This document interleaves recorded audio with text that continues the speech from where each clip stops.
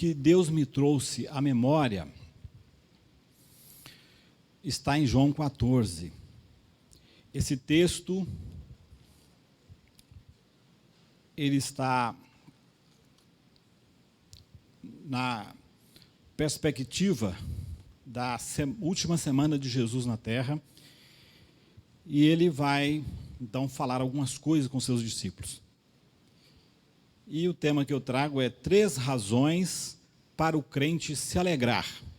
Porque nesse tempo de pandemia, de tristeza, muitas mortes, nunca que a imprensa anunciou tantas mortes como nesse tempo, até porque também tem um viés político fazendo com que as coisas pareçam, às vezes, demasiado difícil para a gente, mas eu queria compartilhar com você esse texto, que já foi passado, mas eu quero repeti-lo aqui, que é João 14, versículos 1 a 3. Eu vou ler na NVI, na tradução que eu tenho, que diz-nos assim a palavra: não se perturbe o coração de vocês, creiam em Deus, creiam também em mim.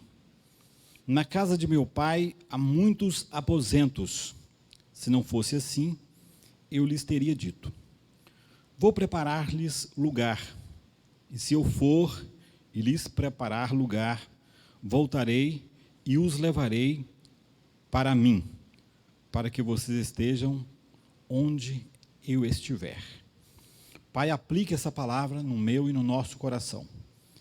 Que o Senhor possa, ó Deus, falar com nós, com todos nós, e que nós possamos, de fato, ó Deus, seguir o teu conselho que está exarado na tua palavra. Eu te agradeço por esta igreja e por esses tantos irmãos que agora em suas casas estão a ouvir a tua voz, a tua palavra, por meio do louvor, das orações, da consagração de oferta, de dízimos. Estamos em culto ao Senhor. Portanto, recebe, Senhor, da tua igreja no Itatiaia, a adoração, o culto e o louvor ao Senhor. E esta palavra, ó Deus, aplicada em nosso coração, no nome de Jesus. Então, conforme eu disse, 3 razões para o crente se alegrar. E por que nós precisamos de agora nos atermos muito à palavra do Senhor? Porque em tempos como esse, e pelo mundo afora sempre houve dificuldades, e muitas dificuldades que nós sabemos que a igreja já passou, e agora nós estamos noutra que afeta todo mundo e nos afetou aqui.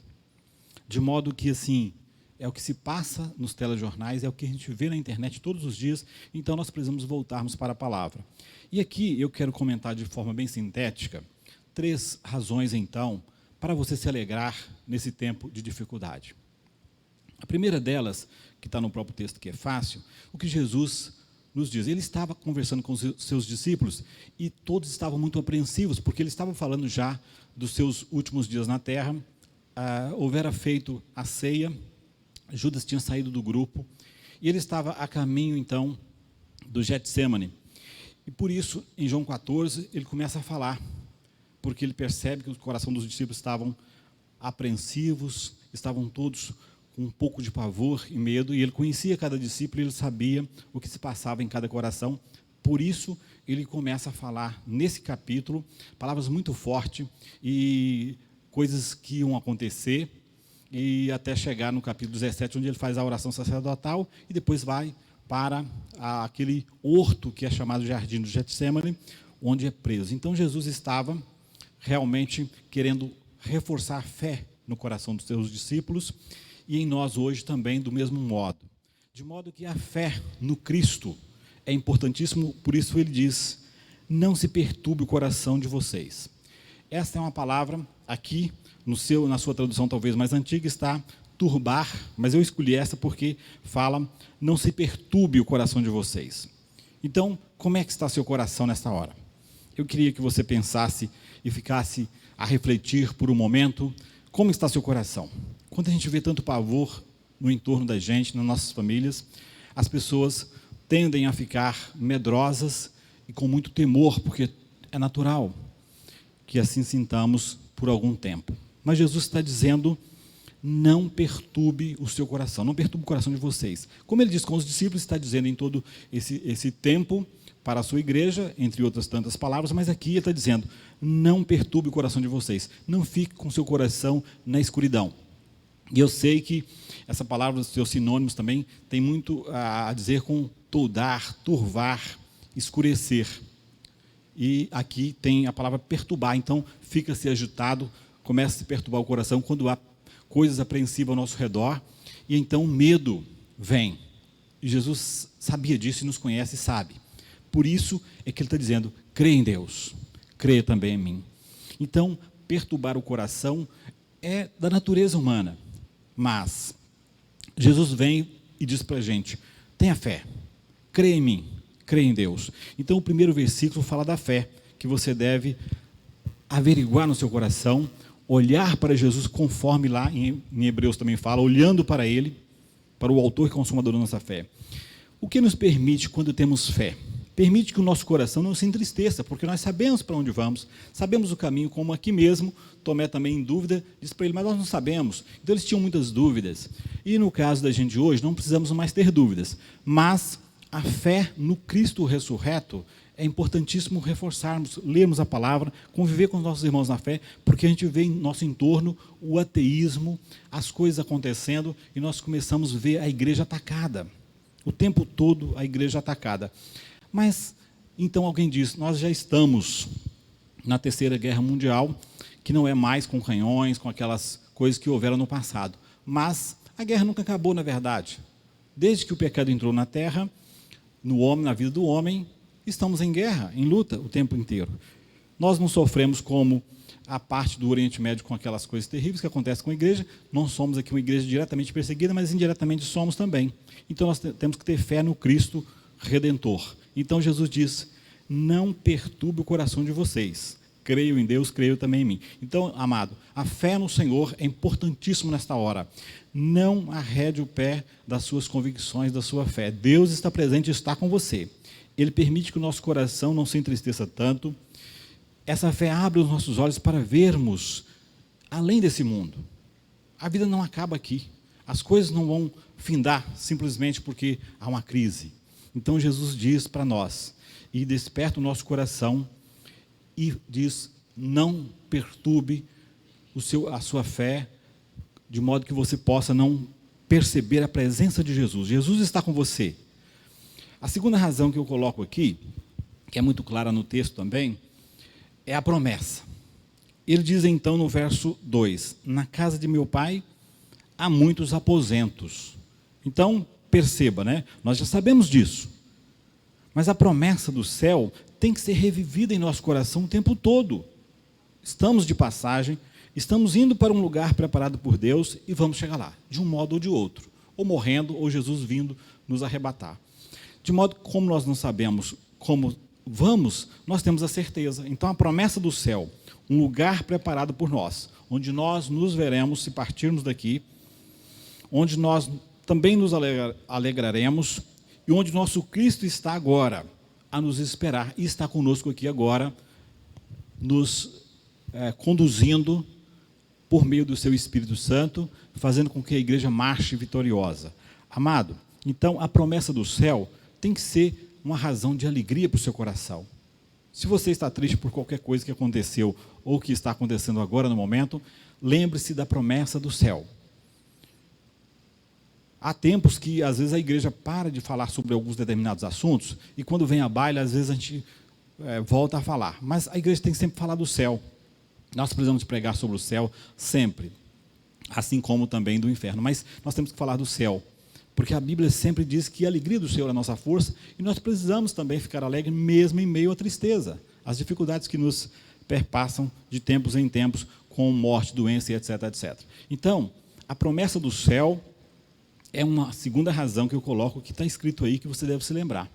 Ok? Então, Jesus está dizendo, na casa de meu pai há muitos aposentos. Então, nós temos que, sempre, ao deitarmos, pensar, há uma casa preparada para mim na eternidade, há um lugar onde os salvos vão viver. Billy Graham costumava, eu sempre leio a biografia dele, e ele está dizendo que todos os dias, ao deitar, quando ele estava vivo, ele dizia, será que o Senhor vem hoje? E dormia com essa esperança, com esse pensamento. Ele pode vir. e nós podemos partir também hoje. Então, a promessa do céu é a segunda razão pela qual eu vejo que nesse texto eu tenho que olhar e lembrar que ele falou, está dizendo isso para a gente, e nós precisamos de acreditar nisso. Crede em Deus, crede também em mim. Na casa de meu pai há muitas moradas, muitos aposentos.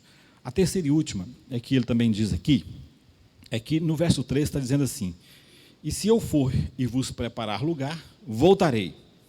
Então a promessa da volta de Jesus é outra coisa que nós temos que proclamar em alto e bom som. A promessa da volta. Por quê? Cristo vem.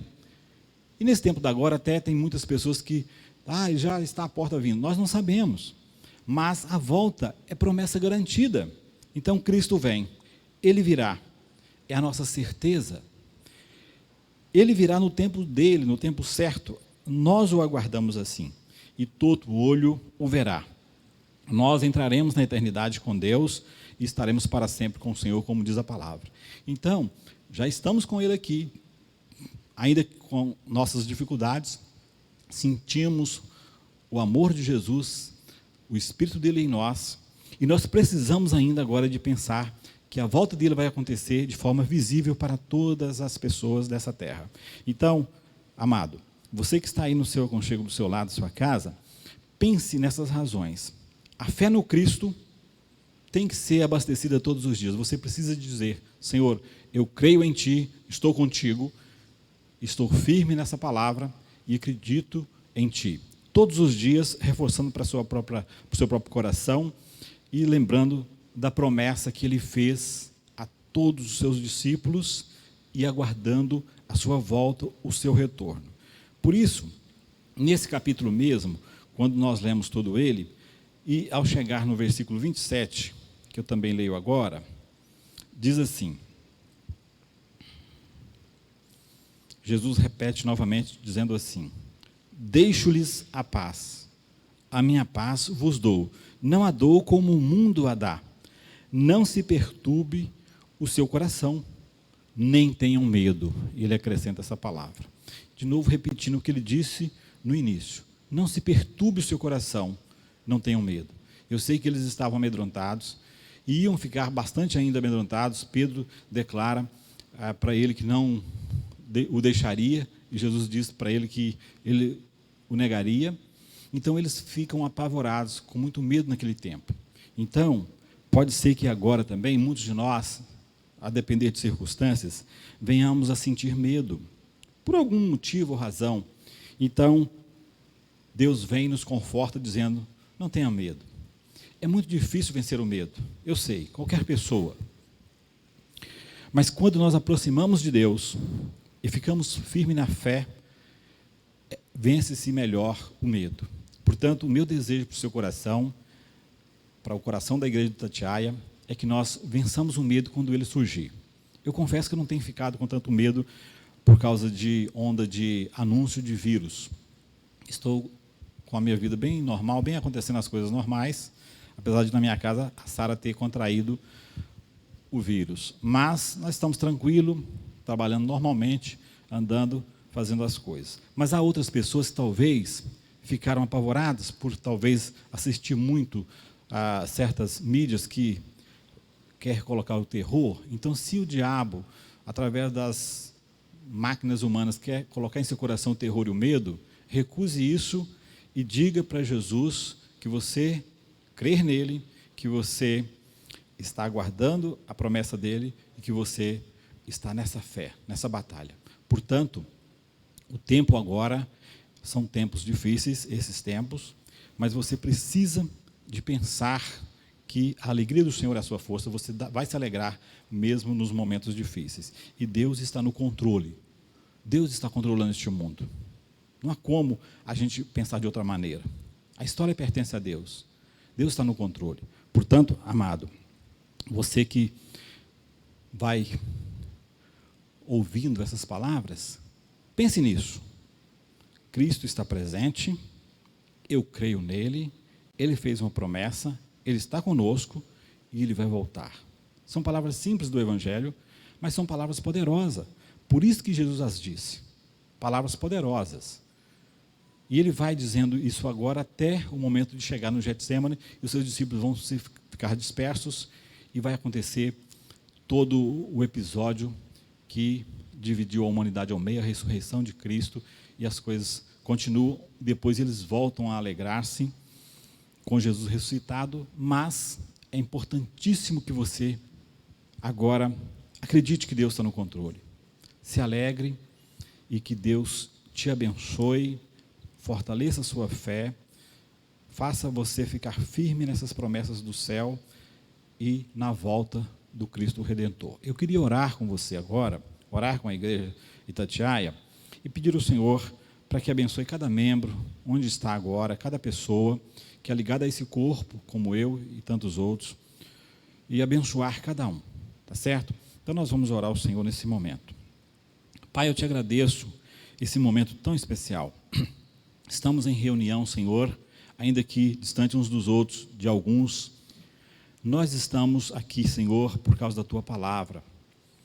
E nós vamos cumprir os nossos dias todos que o Senhor nos der na Tua palavra, na fé e na esperança e no amor. Portanto, ó Deus, abençoe cada coração desse corpo. Cada criança, cada jovem, cada adulto, cada pessoa que está enferma, talvez, ó Deus, agora.